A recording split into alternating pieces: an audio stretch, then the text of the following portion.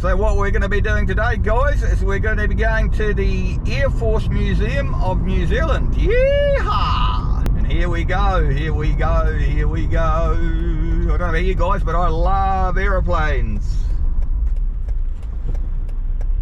So here we are, guys, in Hornby, Wigram, about 15 minutes out of the CBD, and we are at the Air Force Museum. And you know what I love about this, guys? It's free to enter. Good day's entertainment for free. You don't often get free stuff, guys. So we'll see what we can see, eh? It'll be an awesome day. So here we go, guys. We're at the Air Force Museum in Wigram, Christchurch. Let's go and have a look, see what they got on offer, eh? Yeah, it's going to be a good day. This is NZ6254. And it was manufactured in California in 1969, and it was brought into Auckland on the 17th of May 1970. And I think this is an Anson, guys.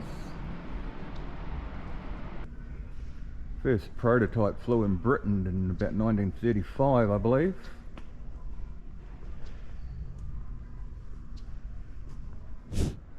The New Zealand Air Force operated 30 de Havillands, the first two arriving in 1948, and the remainder were delivered in 1952. Awesome, eh? Awesome old birds.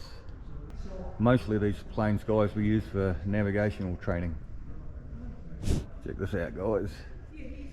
It's a Bell 47G. This is one of the first helicopters in service to the New Zealand Air Force. Crazy machine. Look at this crazy machine. Looks like it's about to fall to pieces, really, doesn't it? Imagine flying around the bush in that. How technology has changed, guys. How technology has changed. We've got a helicopter flying overhead, guys. Watch out. Oh, this huge bird, guys. Bristol freighter. Wow, she's a big girl, this one. Of course, the Bristol freighter did a lot of work in Vietnam. And this old girl is the same, supplying supplies out of Singapore into Vietnam.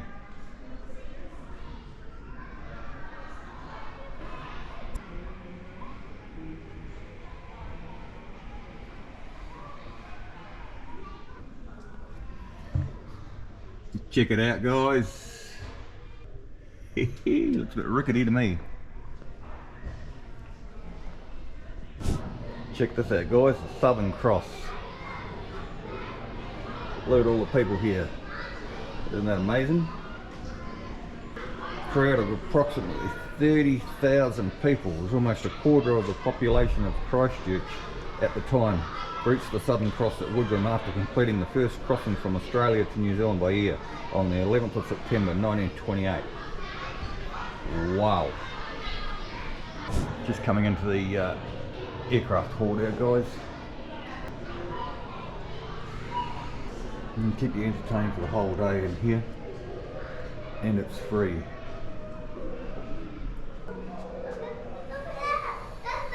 Wow. How'd you like to be in there, guys? Talk about cramped. Life expectancy wouldn't be very much at all, I wouldn't imagine. Alright, guys, let's go and have a look inside a Hercules. Wow, it's not exactly like Singapore Airlines or New Zealand, is it? Yeah, flying definitely cattle class with all the freight. I imagine it'll be really, really cold here too.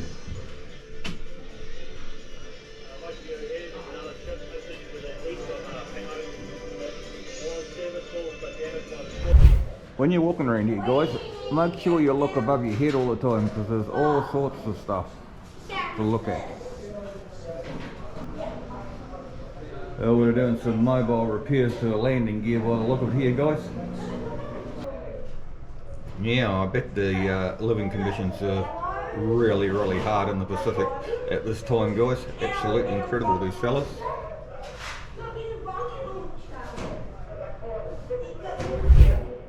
Righto guys, let's go and have a look through here. Well, this looks pretty exciting. Ooh, check this out guys.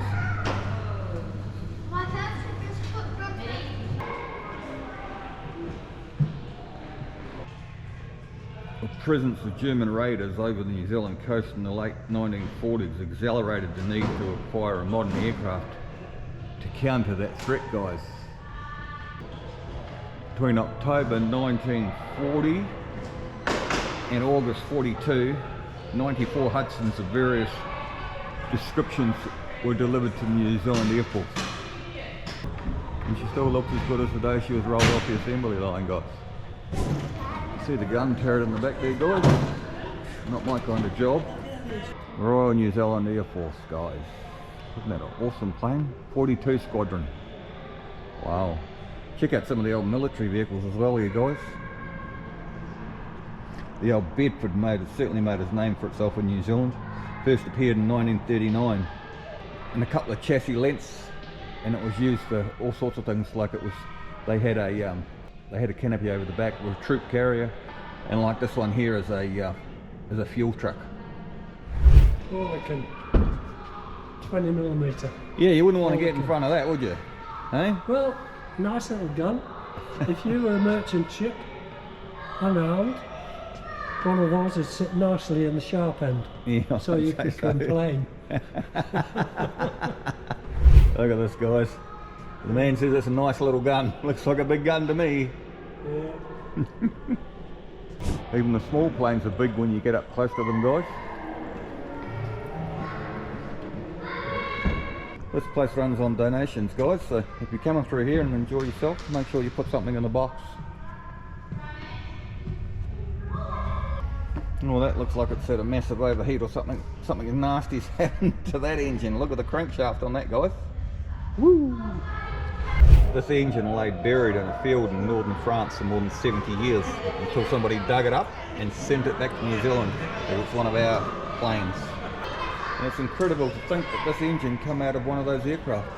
Here we have one of the anti-aircraft big searchlights guys. I imagine the pilots didn't want to get in the beam of these things.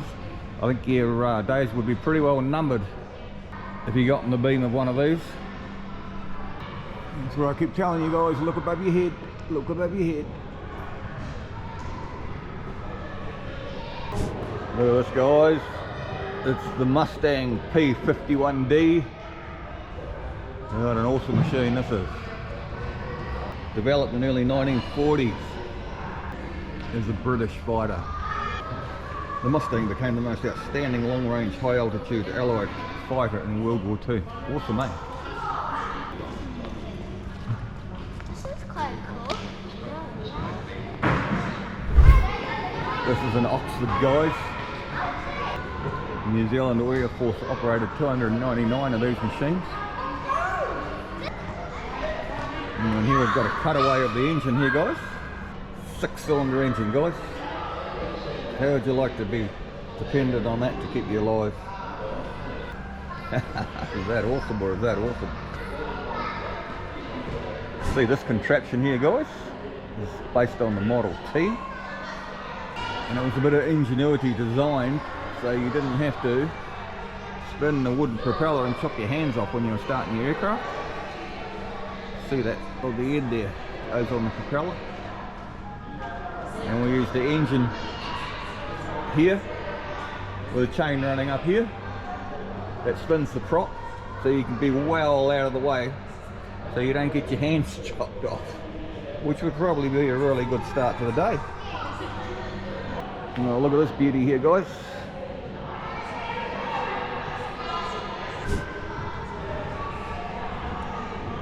Oh, no such thing as comfort in there. Of course we all know what she is, don't we?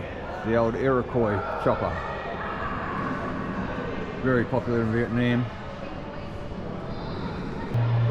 New Zealand operated these Iroquois for over 49 years, guys. What a reliable workhorse that is. Absolutely incredible.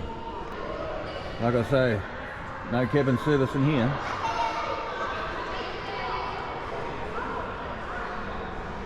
And so we all know what this lady is, don't we guys? That's the classic Spitfire. First introduced in 1938 guys. The Spitfire found itself on the front lines in the defence against the German Luftwaffe during the Battle of Britain in 1940. Wow. How history changes things. This is British manufactured Avro 626, first appearing in the 1930s. And here we have the Kitty Hawk guys.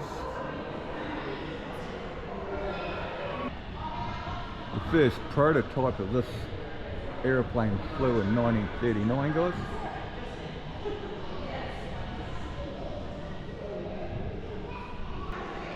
But by the start of World War II, it was just lagging just that little bit behind with the technology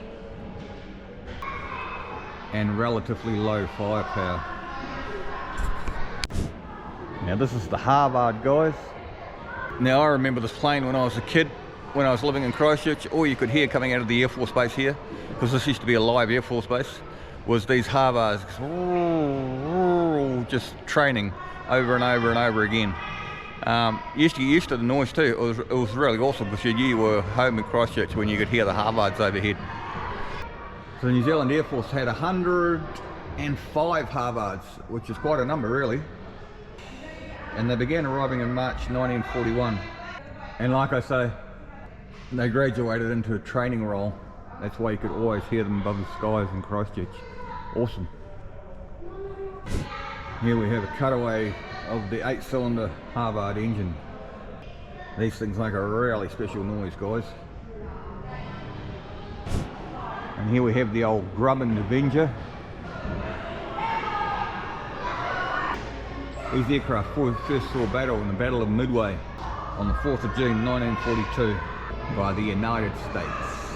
The Battle of Midway. Have you seen that movie guys? It's a pretty awesome movie actually. Pretty awesome day out guys. Remember to give a donation on the way out. So guys, I hope you enjoyed your day out with me in Wigram, Christchurch, the Air Force Museum. Awesome day out for everyone. And like I say, it's free. If you want to see another awesome day out guys, check up here. I'll put a link up here to a video I did the day out that I had in the Botanical Gardens, which was pretty cool as well. Check over this side guys if you want something a bit more energetic. I did a day tramp up the bridle path. Have a look at that. That's pretty exhausting.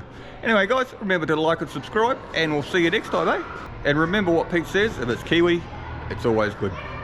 See you guys.